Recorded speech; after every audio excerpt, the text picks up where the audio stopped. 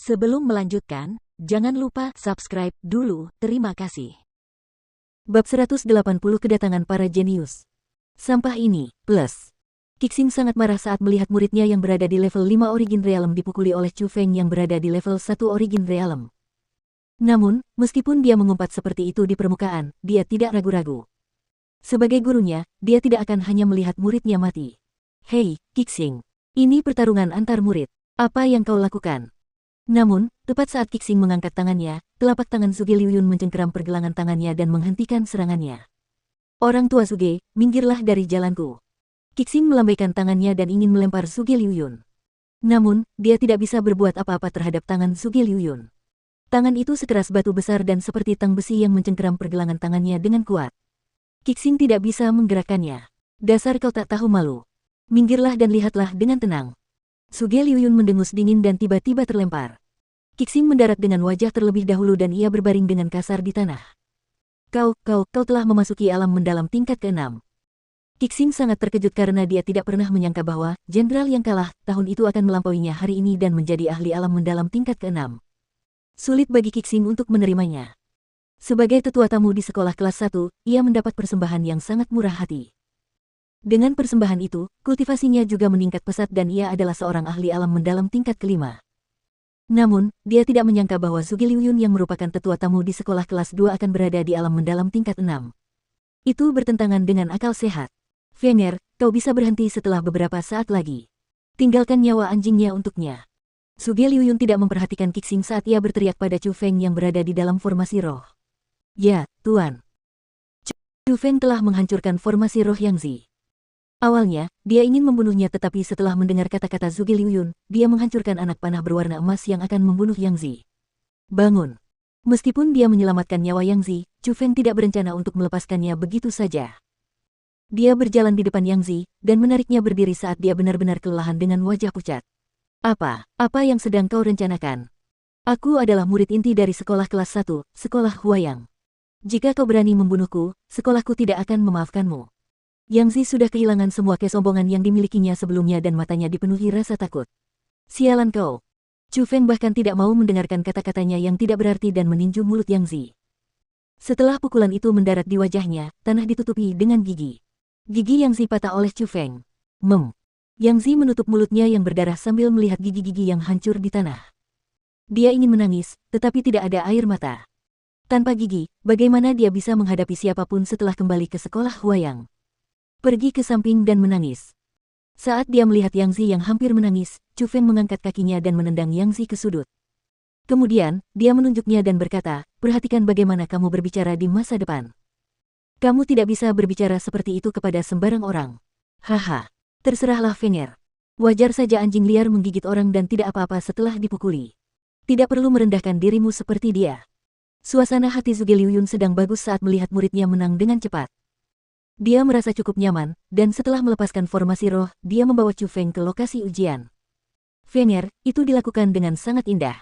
Wajahku yang hilang tahun itu telah kau dapatkan kembali. Mereka tiba di lokasi ujian, tetapi Suge Liuyun tidak lupa memuji Chu Feng.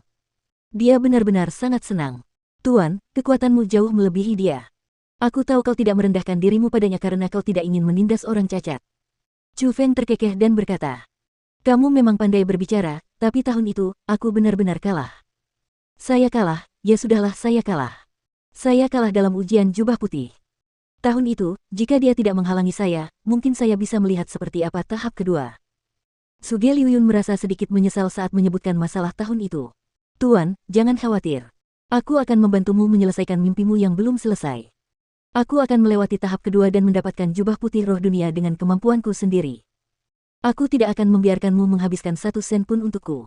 Chu Feng penuh percaya diri. Bagus. Kamu punya ambisi. Kalau kamu bisa lulus ujian itu, aku akan memberikan 1000 manik-manik origin untukmu. Gunakan itu saat kamu punya istri di masa depan. Suge Liuyun menepuk bahu Chu Feng. Dia semakin menyukai muridnya. Terima kasih Tuan. Senyum Chu Feng sangat mempesona. Dia merasa cukup dekat dengan Suge Liuyun saat dia melihat penampilannya yang baik dan sikapnya terhadap dirinya sendiri. Karena persekutuan roh dunia tidak memperbolehkan orang sembarangan masuk, Chu Feng hanya bisa masuk sendiri agar dapat ikut serta dalam ujian jubah putih. Saat memegang lencana kualifikasi, Chu Feng memasuki World Spirit Guild dan melangkah ke kota besar yang luasnya seperti kerajaan. Setelah melalui pemeriksaan berlapis-lapis, Chu Feng tiba di dalam istana megah. Itu benar-benar istana yang sangat megah. Pilar-pilar di aula utama begitu tebal sehingga bahkan jika 10 orang membentuk lingkaran di sekelilingnya, mereka tidak dapat mengelilinginya. Pilar-pilar itu tingginya beberapa ratus meter dan hampir akan terhubung ke surga. Itu bahkan tidak tampak seperti istana. Itu lebih seperti kastil. Itu terlalu besar. Orang-orang dari World Spirit Guild berdiri di mana-mana di istana.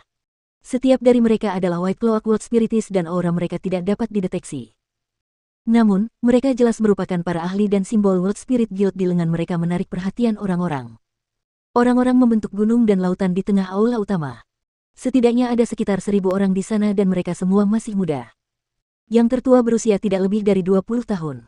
Ada banyak orang jenius di mana-mana dan kultivasi mereka juga tidak lemah. Untuk mengetahui bahwa alasan mengapa Leng Wusui disebut jenius di sekolah naga biru adalah karena dia memiliki kekuatan roh yang tidak dimiliki satupun dari 10.000 orang. Namun, pada saat itu dan di tempat itu, di dalam aula utama, ada lebih dari 1000 orang yang usianya mirip dengan Chu Feng namun juga memiliki kekuatan roh. Pemandangan itu benar-benar akan membuat orang berdecak kagum. Namun, jika dipikirkan lebih rinci, hal itu dapat dipahami. Bagaimanapun, para jenius dari seluruh provinsi di 9 provinsi berkumpul di sana. Karena provinsi Azure kekurangan orang dengan kekuatan roh, bukan berarti provinsi lain juga seperti itu. Lihat, itu adalah para jenius dari World Spirit Guild. Tiba-tiba, seseorang berteriak dan setelah itu, tatapan semua orang tertuju ke sana. Puluhan pemuda dan pemudi berjalan perlahan. Setiap dari mereka mengenakan jubah berwarna emas yang sangat mempesona. Selain itu, simbol World Spirit Guild ada di lengan kiri mereka. Para lelaki cukup cantik dan tampan, sementara para wanita manis dan menawan. Setiap orang memiliki aura yang agung. Kultivasi terlemah hanya berada di level kelima dari alam origin, sedangkan yang terkuat berada di level ketujuh dari alam origin. Dari diskusi orang-orang, Chu Feng juga mengetahui asal-usul kelompok orang itu. Mereka adalah para jenius dari World Spirit Guild. Namun, bakat mereka tidak ditunjukkan oleh kultivasi mereka, tetapi oleh pemahaman mereka tentang kekuatan Spirit Formation. Oleh karena itu, beberapa orang bahkan membuat kontrak dengan World Spirit dan mereka benar-benar layak menjadi seorang jenius World Spiritis.